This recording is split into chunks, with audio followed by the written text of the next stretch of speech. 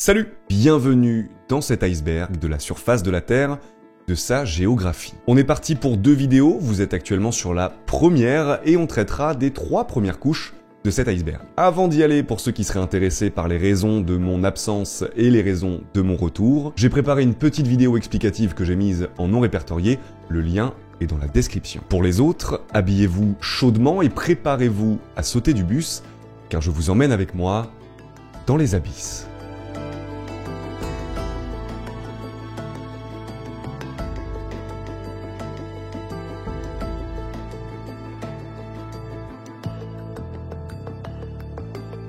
L'œil du Sahara. Ça vous arrive parfois de vous sentir observé, de sentir un regard peser sur vous, dans votre dos, parfois à raison, parfois même alors que vous êtes seul dans la pièce. C'est une sensation qui arrive à beaucoup de gens, même régulièrement, et c'est probablement quelque chose qu'expérimentent aussi les astronautes, alors qu'ils se trouvent à plusieurs centaines de kilomètres de notre Terre, à l'orée de l'univers. En fait, ils ressentent probablement ça à chaque fois que leur station survole cet endroit, l'œil du Sahara. C'est une formation étrange, l'œil du Sahara, comme si la vibration d'une goutte d'eau à la surface d'un lac s'était tout à coup figée. Mais ici, il n'y a pas de goutte d'eau, nous sommes en plein désert du Sahara, et cet œil semble fixer les astres depuis plus de 100 millions d'années. Alors comment c'est arrivé? La première hypothèse à voir le jour, et c'est probablement ce à quoi vous pensez si vous découvrez l'œil du Sahara aujourd'hui, un impact de météorite. Une énorme, elle s'est écrasée et elle a provoqué cette déformation. Mais pourtant, il n'y a rien d'extraordinaire dans le sol de l'œil du Sahara. Enfin si, on a retrouvé des roches qui datent de 500 millions d'années, des traces d'activité paléolithique, néolithique, même des outils. Donc il est impressionnant, mais je veux dire, il n'y a rien d'extraterrestre dans le sol de l'œil du Sahara. Alors peut-être que c'est une construction humaine. En effet, certains semblent penser que cet endroit est l'ancien emplacement exact de l'Atlantide. La structure ressemblerait étrangement à la description qu'a fait Platon de l'Atlantide, justement. Une île entourée d'anneaux concentriques artificiels, puissante cité scientifique et commerciale qui se serait enfoncée vers l'océan à cause d'un cataclysme. Alors j'aime bien cette théorie, mais il y a quand même pas mal d'incohérences. Déjà, il n'y a pas d'océan ici et il n'y en a jamais eu. Même un simple accès à la mer n'aurait jamais été possible dans cette zone. Et puis, accessoirement, toujours selon Platon, l'Atlantide devrait être plus grande que la Libye et l'Asie réunies. Là, on parle d'un territoire qui fait 50 km de diamètre. J'arrête de tourner autour du pot, voilà l'explication. En fait, le site aurait subi ce qu'on appelle une intrusion magmatique profonde.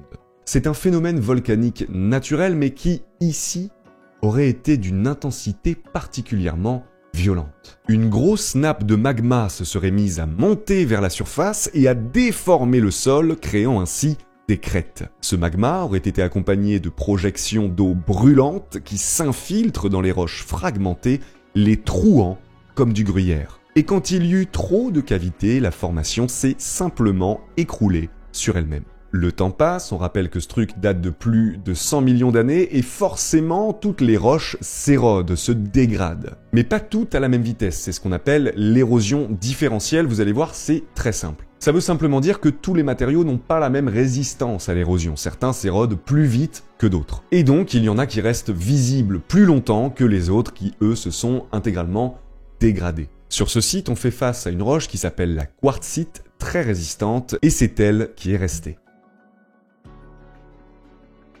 Des frontières au milieu de l'océan. À la base, je voulais simplement rajouter une petite information sur la plus grande frontière française, qui se trouve donc entre la Guyane et le Brésil. Elle fait 730 km, la seconde étant celle avec la Belgique, qui fait 659 km. Mais en fait, ça m'a donné envie de parler d'autre chose. Parce que bon, les pays ont des frontières terrestres, ça on a tous la ref, et mis en image, ça donne cette carte du monde qu'on connaît tous très bien, mais théoriquement, on ne voit pas toutes les frontières sur cette carte, puisqu'il en existe évidemment des maritimes que vous avez dès maintenant sous les yeux. Voilà les vraies frontières des pays. Une frontière maritime, ça se décompose comme ça. De la côte à 30 km au large, c'est ce qu'on appelle les eaux territoriales. Au-delà de ces eaux et jusqu'à 350 km au large, c'est ce qu'on appelle la zone économique exclusive d'un pays. La seule différence entre une zone économique exclusive et des eaux territoriales, c'est que Dans une ZEE, n'importe quel navire de n'importe quel État est censé pouvoir naviguer. Mais cette zone appartient au pays dont elle dépend et donc les ressources qui y sont également. Et donc,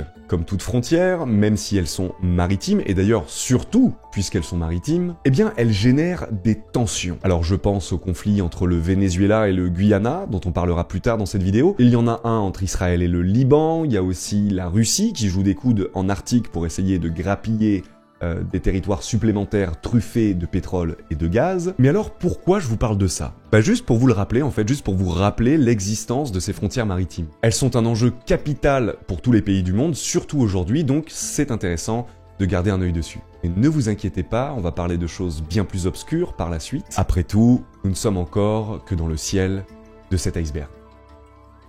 Le berceau de l'humanité. On retourne sur le continent africain et plus précisément en Éthiopie. Si vous rentrez ces coordonnées très précises sur Google Maps, voilà ce que vous pouvez trouver. Les dépressions de Danakil et de Dalol. Une dépression, en l'occurrence, c'est un phénomène géomorphologique. Alors, le mot paraît compliqué, mais vous allez voir, c'est très simple. La géomorphologie, c'est tout simplement l'étude des reliefs et des raisons de leur formation. Vulgairement, on cherche à étudier pourquoi c'est pointu ici, pourquoi c'est creux là-bas, voilà, c'est très simple. Donc, une dépression est un phénomène géomorphologique qui se caractérise par un creux plus profond que les autres creux alentours. Et celles-ci, celles de Danakil et de Dalol, elles ont été créées par un phénomène fascinant, le mouvement des plaques tectoniques. Nos continents et océans reposent sur l'enveloppe rigide de la croûte terrestre. La surface de cette enveloppe, c'est ce qu'on appelle la lithosphère. Cette lithosphère solide est fragmentée et chacun de ces fragments est une plaque tectonique. Et voilà comment elles sont dessinées sur notre planète. Et le fait que les plaques bougent, c'est assez fréquent, même régulier, c'est à l'origine de plusieurs phénomènes connus comme les séismes ou les tsunamis. Donc c'est pas tant ça que je trouve fascinant avec les dépressions de Danakil et de Dalol. Dans ce qu'il y a de fascinant, c'est qu'elles sont situées à la jonction de 3 plaques tectoniques. Cet endroit est unique au monde pour 2 raisons. Il est l'un des plus inhospitaliers au monde et cumule plusieurs conditions extrêmes, que ce soit par sa température moyenne annuelle de 40 degrés et ayant déjà atteint 115 degrés à certains endroits, ou par ses bassins que la teneur en fer a rendu vert, ou encore ce lac noir, brûlant, et les gaz toxiques qui en émanent. Se rendre là-bas, en fait, c'est comme si on pouvait revenir très très longtemps en arrière, à une époque où la vie sur Terre était quasiment impossible. La deuxième raison pour laquelle cet endroit est unique, c'est que malgré son inhospitalité, il est considéré comme un des berceaux de l'humanité. Car c'est ici qu'a été retrouvé le fossile de Lucie datant de 3,2 millions d'années, comme un témoin de la vie passée avant que les 3 plaques tectoniques n'aient autant bougé. L'île venue d'un autre monde.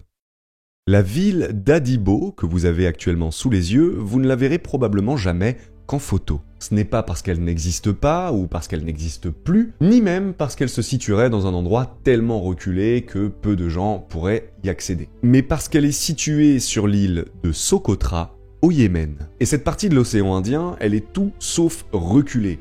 On est à l'entrée du golfe d'Aden, une des voies maritimes commerciales les plus fréquentées au monde, d'où les navires transitent entre l'Asie et l'Europe. Le souci, c'est que cette zone est du coup fortement convoitée par les pirates des temps modernes. Venant de Somalie ou du Yémen, 2 zones d'ailleurs parfaitement déconseillées par le ministère des Affaires étrangères français, ces pirates sèment la panique chez quiconque navigue dans ces eaux. Et c'est dans ce véritable bourbier qu'on trouve un des plus beaux joyaux de notre monde, l'île de Socotra. C'est une petite île qui s'est détachée il y a plusieurs millions d'années du supercontinent Gondwana et qui a fait sa petite vie dans son coin depuis. Elle a tellement évolué de manière autonome qu'elle abrite une faune et une flore très particulières dont une bonne partie est endémique de l'île, comme ces arbres, les dragonniers de Socotra, ou pour la faune, cet oiseau, le grand verdier de Socotra. Cette particularité fait de l'île un terrain d'étude fascinant pour les experts de l'évolution insulaire, de comment un territoire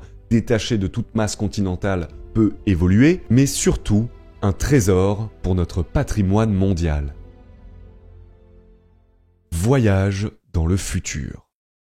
Le concept de fuseau horaire Vous allez peut-être me trouver bizarre, mais je le trouve intéressant. Je le trouve intéressant parce qu'il repose à la fois sur un truc parfaitement naturel, l'ensoleillement quotidien d'une zone par rapport à une autre, en gros où est-ce qu'il fait jour, où est-ce qu'il fait nuit, mais aussi sur un truc totalement humain et donc parfois très con, le temps. Voilà la carte des fuseaux horaires mondiaux. On part de ce qu'on considère comme étant le temps universel coordonné, ou UTC, qui se situe juste ici, et on ajoute 1 heure à chaque tranche orientale, et on en enlève une à chaque tranche occidentale. Les lignes ne sont pas totalement droites, comme vous pouvez le voir, et c'est pour des raisons pratiques. On va chercher à uniformiser l'heure dans chaque pays, et c'est pour ça que généralement, le fuseau horaire va suivre les frontières des États. Alors bien sûr, quand le territoire est immense, on va pas forcer non plus, on découpe, comme pour le Brésil, les États-Unis, la Russie, ou encore l'Australie. Mais il y a un pays qui a forcé, il y a un territoire immense qui s'est dit non, on va appliquer la même heure partout. Et ce pays,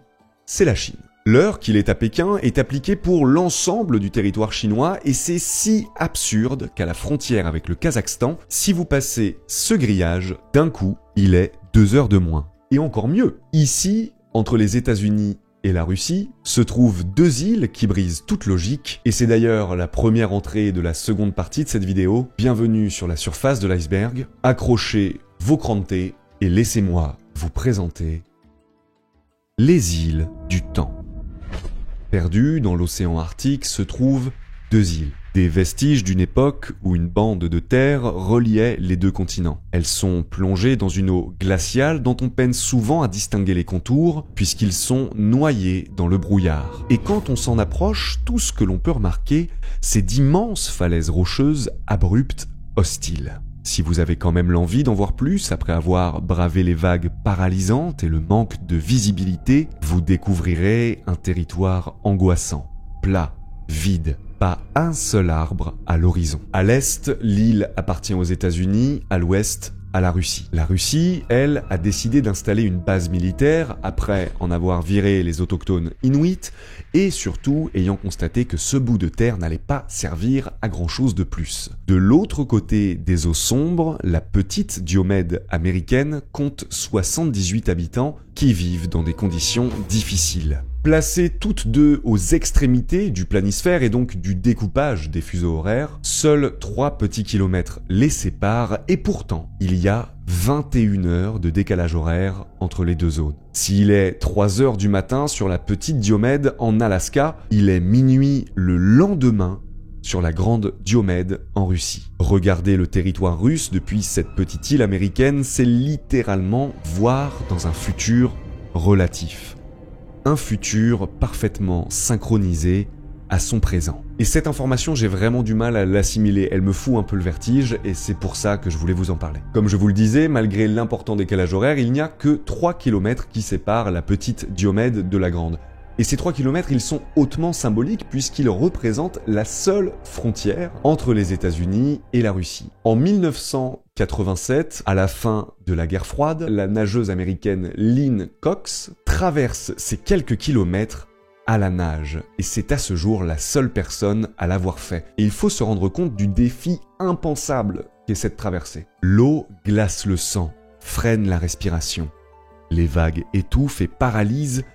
Le brouillard obstrue la vue et désoriente. Et pourtant, elle l'a fait. À bout de force, mais elle l'a fait. Des années plus tard, en 2012, le nageur français Philippe Croizon, accompagné de l'explorateur et nageur Arnaud Chassery, ont traversé la frontière à la nage. En revanche, ils ont dû s'arrêter à une centaine de mètres au-delà de la frontière, n'ayant pas l'autorisation cette fois-ci d'entrer sur le territoire russe. Donc ils ne sont pas allés de la petite à la grande comme Lynn Cox, ils ont simplement fait l'aller-retour à la frontière. Je dis simplement, mais ça n'a rien de simple en fait. Puisque Philippe Croizon, il est différent des autres nageurs. Premièrement, il a pas de bras. Deuxièmement, il a pas de jambes. C'est une dinguerie à quel point ce mec est inspirant. Mais si vous n'êtes pas tenté par une traversée à la nage dans les eaux glaciales qui séparent ces 2 îles, il est théoriquement possible de marcher de l'une à l'autre. En pleine période hivernale, le froid est tel qu'il gèle la surface de la mer et on peut donc théoriquement marcher des États-Unis à la Russie. Il n'y a jamais eu de chevaux en Amérique.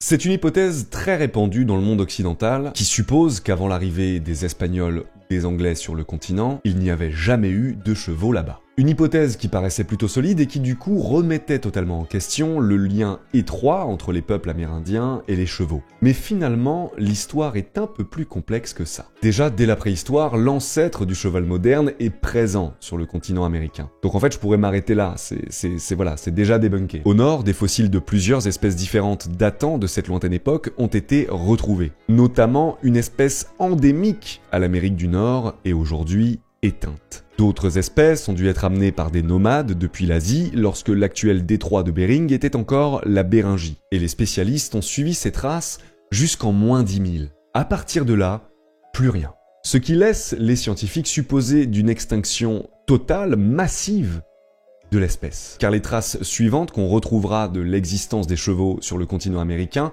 elles datent de 1600. Mais ces découvertes donc d'existence de chevaux en 1600, eh bien elles prouvent que les Amérindiens côtoyaient déjà cet animal avant l'installation permanente des Espagnols au Mexique et des Anglais au nord-est du continent. Néanmoins, leur ADN concorde avec des espèces portugaises ou espagnoles, ce qui laisse supposer que ces chevaux seraient arrivés d'outre-Atlantique par des explorateurs et que certains auraient été conservés par des Amérindiens. Mais il est compliqué d'en savoir plus, la plupart de l'histoire de ces peuples n'ayant jamais été écrite à l'époque. Elle s'est alors perdue et transformée au fil des siècles. Quoi qu'il en soit, une certitude demeure, les Amérindiens utilisaient bel et bien déjà des chevaux avant les colonies espagnoles et anglaises. La forêt submergée. On va pas s'arrêter trop longtemps sur le lac Kindy au Kazakhstan, mais je voulais quand même vous le montrer. Ce qui sort du lac, ce sont des troncs d'arbres. Des troncs d'arbres d'une forêt qui existait il y a plus d'un siècle. Ici, en 1931, un énorme glissement de terrain a bouché la vallée et progressivement, l'eau de la pluie a rempli ce lac d'une profondeur actuelle de 30 mètres. Et je sais pas pourquoi, mais je le trouve particulièrement beau. Une eau parfaitement claire au milieu d'une vallée de pins, à une température si froide qu'elle a réussi à conserver les épines des arbres immergés et leur couleur.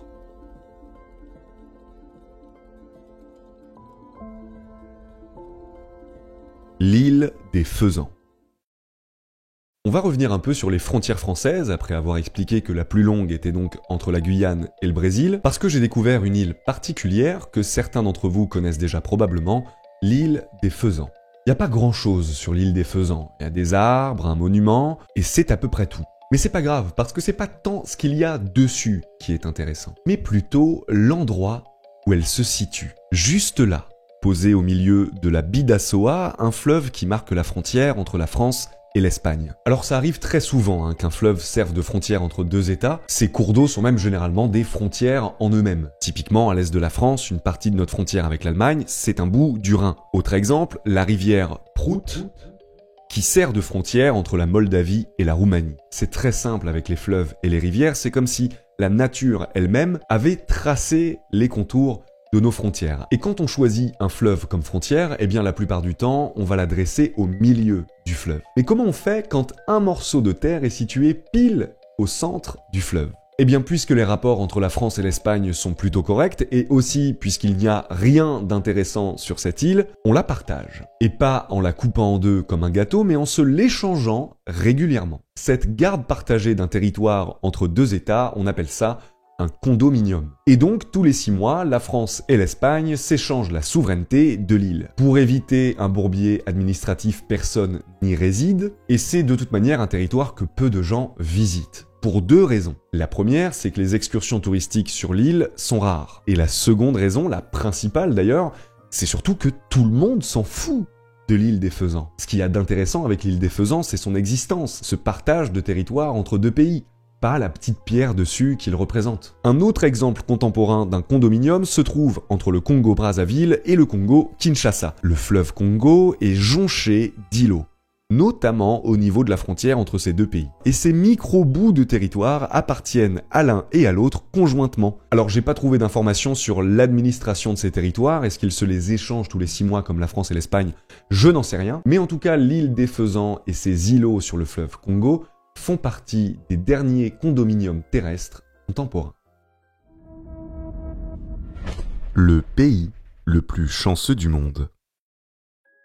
Le Guyana est un pays d'Amérique latine d'à peine 800 000 habitants. Il a une densité très faible, sa population est majoritairement répartie à l'est de ce fleuve, l'Essequibo. Et je vous parle du Guyana parce qu'il est en train de vivre l'expérience du mec fauché qui vient de gagner au loto. Et qui, du coup, fait des envieux. Rapidement. Le Guyana fait partie des territoires d'Amérique du Sud qui ont été découverts par les Européens à la recherche d'or à la fin du XVe siècle et colonisés moins d'un siècle plus tard par ces mêmes Européens. Les Néerlandais, les Britanniques et les Français, qui occupent déjà la Guyane française à ce moment-là, se disputent le contrôle de la région tandis que les Espagnols s'occupent du Venezuela. Il était estimé qu'au départ, le territoire du Guyana s'arrêterait au fleuve Essequibo, mais une fois que les Britanniques acquirent définitivement le pays sous leur égide coloniale, il déclare en 1899 que la frontière entre la Guyane britannique et le Venezuela se situe réellement ici. Et c'est pour cette raison qu'on parle du Guyana aujourd'hui. Cette frontière, à l'époque fixée par les Anglais, a toujours été source de conflits, et elle est à l'origine d'un enjeu mondial extrêmement important aujourd'hui. On avance dans le temps et cette fois-ci, nous sommes en 2015. Une compagnie pétrolière américaine découvre à 200 km des côtes guyaniennes du pétrole. Beaucoup de pétrole. À vrai dire, il y a tellement de pétrole dans ces eaux que ça correspond à 10 milliards de barils de pétrole. Le Guyana connaît alors un boom de croissance historique, 62% en 2022. Et encore plus fort que ça, le FMI estime que si le Guyana exploitait toutes les ressources pétrolières sur son territoire, il générerait un PIB annuel de 16 milliards de dollars. J'ai conscience que c'est un peu abstrait dit comme ça, mais si on fait une comparaison, si le Guyana fait 16 milliards de dollars de PIB annuel, il se propulserait à la 3e place mondiale, juste derrière la Chine. Le Guyana, un pays de 800 000 habitants. Un PIB de 16 milliards de dollars par an, c'est le PIB de l'ensemble des pays de l'Union européenne. C'est le jackpot du siècle, littéralement. Et devinez à qui ça ne plaît pas? Au Venezuela, évidemment. Alors, j'enregistre cette vidéo en novembre 2023, donc ce que je vous raconte est en train de se passer actuellement.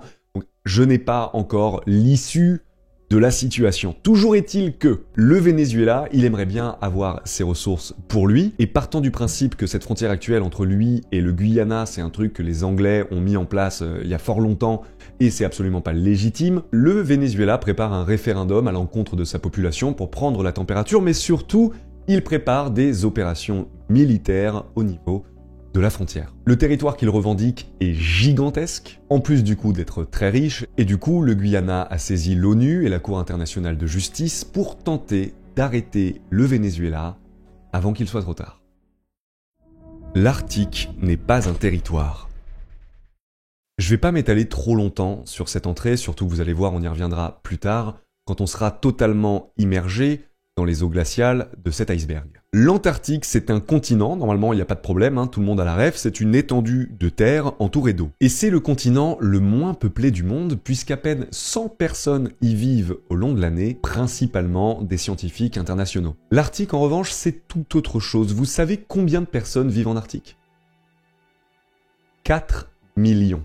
Et contrairement au continent du pôle Sud, l'Arctique, c'est avant tout une mer, un océan, une étendue d'eau parsemée de terre, tout l'inverse de l'Antarctique. Cette région appartient à plusieurs États différents, les États-Unis, le Canada, le Danemark, l'Islande, la Norvège, la Suède, la Finlande et la Russie. Toute cette zone, c'est ce qu'on appelle l'Arctique. Voilà, c'est très rapide, mais au moins ça permet de respirer un peu, surtout qu'il est temps de rentrer dans l'eau, de plonger lentement, prudemment, sous la surface. La ville de Mexico coule. Avant l'arrivée des Espagnols à cet endroit du monde, l'actuel Mexique était occupé par les Aztèques. Mexico n'existait pas, à sa place trônait fièrement la ville de Tenochtitlan. La capitale de l'Empire aztèque était située sur une île du lac Texcoco et comptait a priori quelques 70 000 habitants. Les Espagnols, à travers Hernán Cortés, réussirent à conquérir cette zone et remplacèrent Tenochtitlan par Mexico, capitale de ce qui s'appelait à l'époque la Nouvelle-Espagne. Aujourd'hui, ce pays c'est le Mexique, Mexico en est toujours la capitale, mais cette ville a quelque peu changé depuis le XVIe siècle. Déjà, ce n'est plus 70 000 personnes qui y vivent, mais 9 millions. La ville ne fait plus 13 km² mais 1485 km².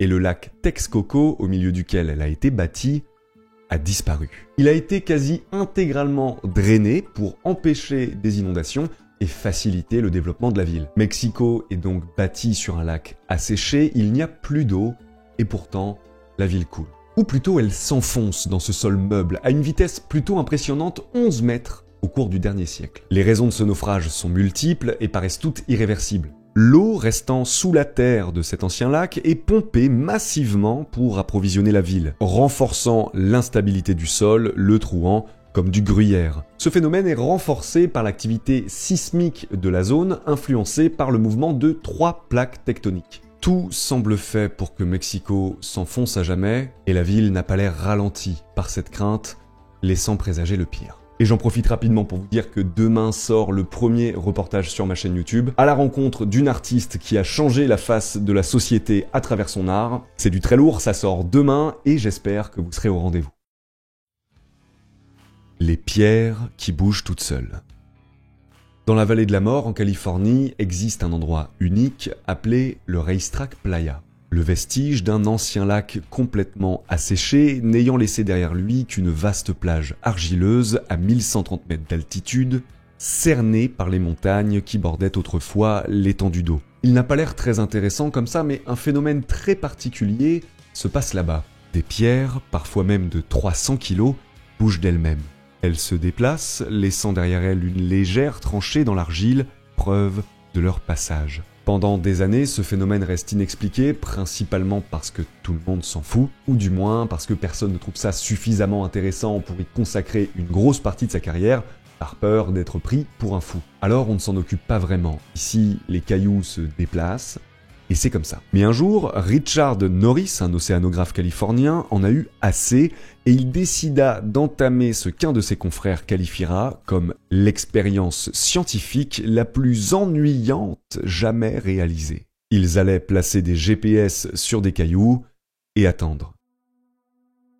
Ils ramènent leurs propres pierres, truffées de balises GPS, ils installent une petite station météo dans le coin, et ensuite ils passent à la deuxième phase du plan, attendre. Et ils ont attendu 2 ans. 2 ans plus tard, des roches balisées avaient bel et bien changé d'emplacement, elles s'étaient déplacées. Et grâce aux analyses de la station météo et un peu de chance, le mystère s'est enfin dévoilé. On a beau être dans la vallée de la mort, donc synonyme d'aridité, de sécheresse, et parfois il pleut. Et lorsqu'il pleut sur le Racetrack Playa, qui est un ancien lac, je le rappelle, l'argile sec se transforme petit à petit en boue malléable et une couche d'eau se met à stagner. Dans la nuit, le froid perçant de la région vient geler cette couche d'eau et au petit matin, la plage est recouverte de glace. Puis le soleil se lève et réchauffe cette couche de glace qui se met à fondre. Elle transpire, fond, se craque même à certains endroits, morcelant plusieurs plaques de glace de taille moyenne. À la surface de cette plage, il n'y a donc plus que de l'eau, de la glace, quelques pierres et un élément dont je ne vous ai pas encore parlé, le vent. Un vent assez puissant d'ailleurs, pouvant atteindre 140 km/h, qui vient pousser la glace à la surface de l'eau, et pour peu qu'il y ait une roche sur cette plaque, eh bien elle se déplace avec, laissant un sillon sur l'argile. L'expérience scientifique la plus ennuyante du monde avait donc porté ses fruits, et elle a même permis d'élucider ce mystère à d'autres endroits du monde connaissant un phénomène similaire. La compagnie aérienne de Corée du Nord. La Corée du Nord est un pays qui semble totalement fermé au monde extérieur. Une image qu'on doit à un gouvernement dynastique toujours plus oppressif avec sa propre population. Une zone démilitarisée en guise de frontière avec la Corée du Sud, le fleuve Yalu au nord qui marque la frontière avec la Chine, son principal partenaire commercial, à l'ouest, là où se situe Pyongyang, la capitale, et là où est répartie la plupart de la population, la quasi-totalité du paysage est défraîchie par l'agriculture. À l'est, des montagnes, quelques villes significatives, et partout, un peuple opprimé, ayant subi de lourdes famines et à qui tout contact avec l'extérieur est formellement interdit. Non, il n'y a pas grand-chose en Corée du Nord. 21 entreprises, pas une de plus, pour un territoire presque aussi grand que la Grèce. Et au niveau des entreprises, d'ailleurs, il y a tout ce dont un régime totalitaire comme la Corée du Nord a besoin. Des banques, beaucoup de banques, une entreprise d'import-export pour le business, une maison d'édition propageant les idées du régime, une fabrique d'art propageant les idées du régime, 2 constructeurs automobiles, des trains, de la bière, du maquillage et une compagnie aérienne. La première question que je me suis posée quand j'ai vu ça, c'est qui ? Qui utilise Air Koryo? Parce qu'autant l'existence même de cette entreprise me choque pas plus que ça, on est sur un régime totalitaire qui essaye de tout faire par lui-même, donc à la limite pourquoi pas ce secteur, mais vraiment juste qui ?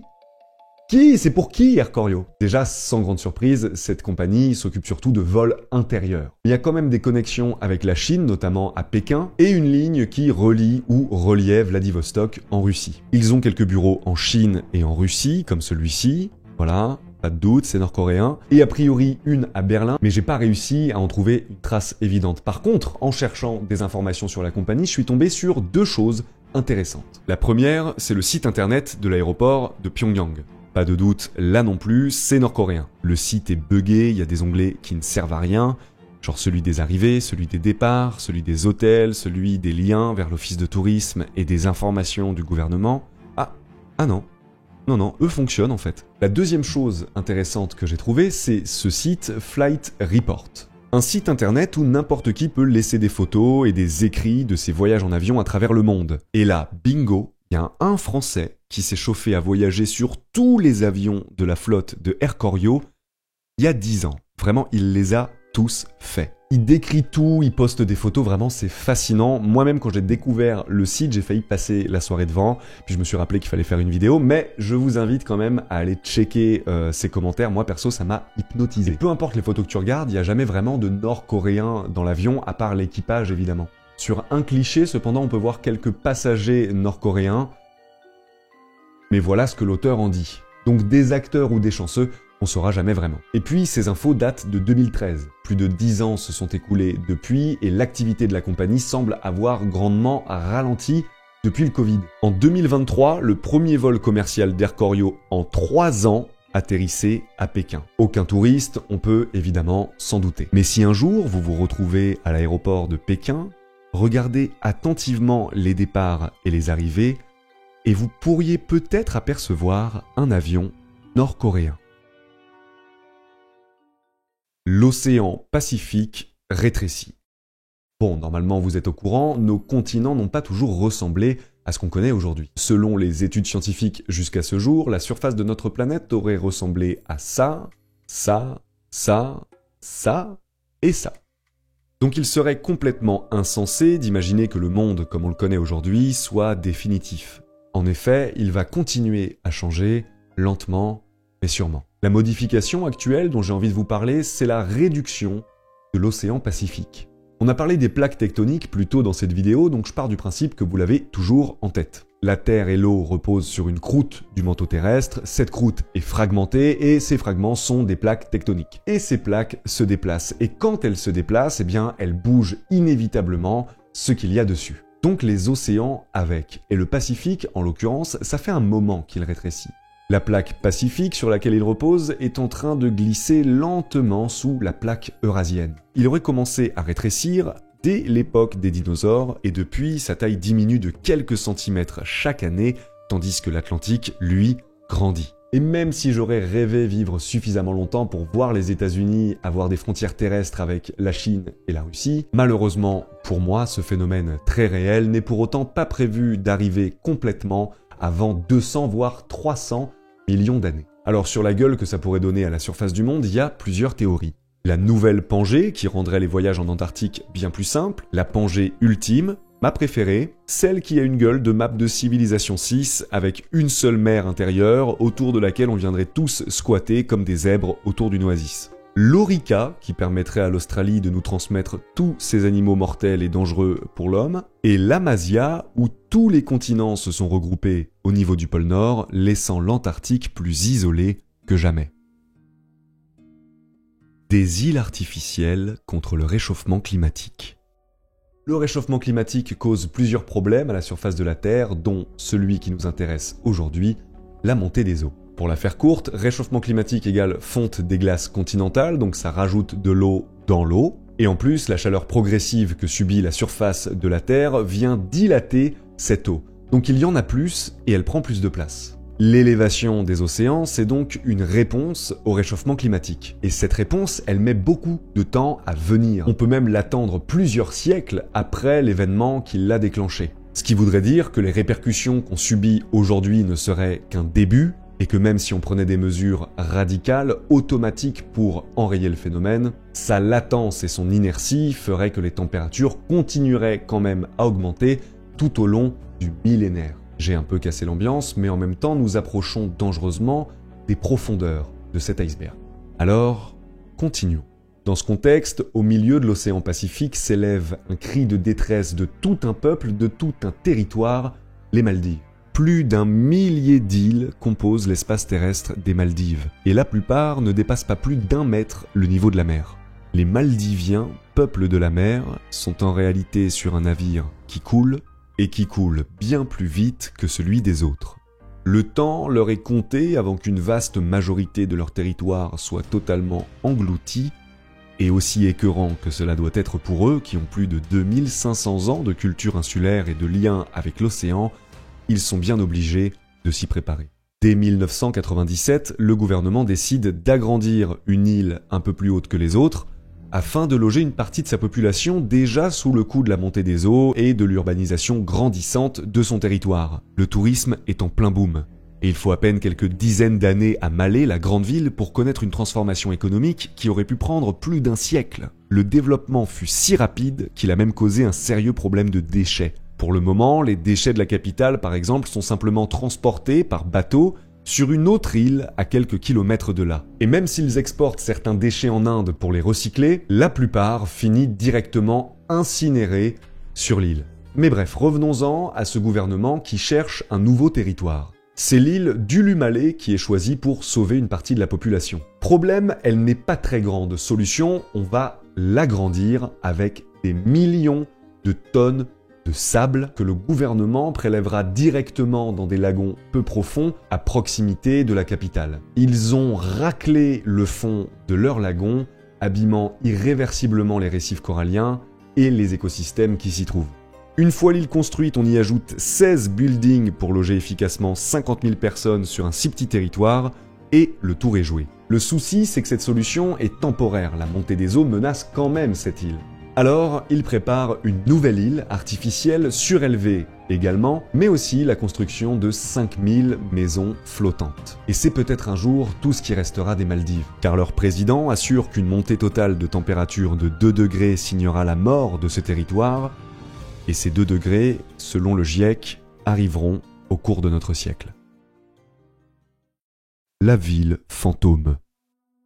Le plus vieux désert du monde, c'est celui-ci, le désert du Namib. Ça ferait depuis au moins 55 millions d'années qu'il est soumis à des conditions désertiques, quasiment 100 000 km² de désert pur, rainuré par quelques fleuves éphémères, très souvent à sec, du sable rouge dû à l'oxyde de fer qu'il contient. Ici, la seule source d'eau viable, c'est le brouillard.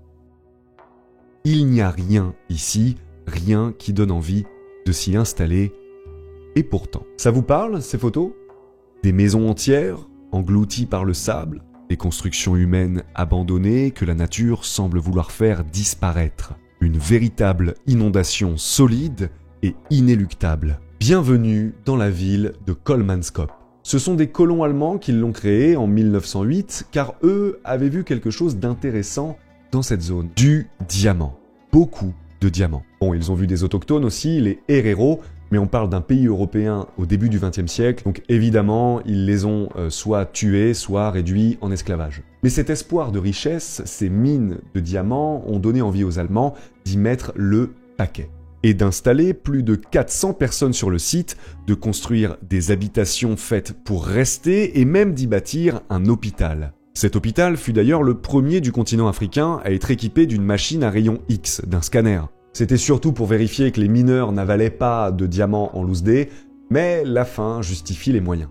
Il y avait une boucherie, un boulanger, une poste et même une fabrique de glace, de blocs de glace, en plein désert. Et quand il n'y eut plus de diamants, à peine 20 ans après la création de Kolmanskop, c'est vous dire la cadence d'extraction, eh bien les gens sont tout simplement partis. probablement parce que l'Allemagne n'en avait plus rien à faire de ce territoire et donc les privilèges se sont arrêtés. Et quand on n'a pas un atelier de fabrication de glace ou qu'on n'a plus les financements suffisants pour faire livrer de l'eau potable, eh bien un désert redevient un désert. En 1956, plus personne ne vit à Kolmanskop. C'est aujourd'hui un site touristique prisé grâce à une société locale qui a su capitaliser sur cette balafre coloniale au milieu du plus vieux désert de notre planète.